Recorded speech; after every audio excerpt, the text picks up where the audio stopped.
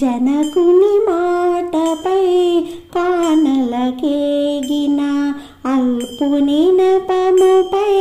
సీతను వీడిన జనకుని మాటపై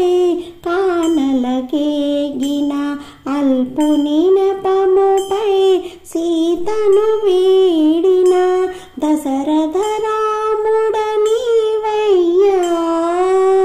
దశరథ రాముడ నీవయ్యా అందుకే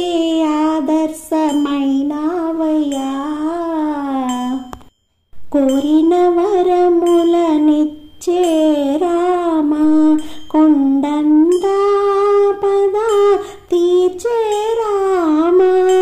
కోరిన వర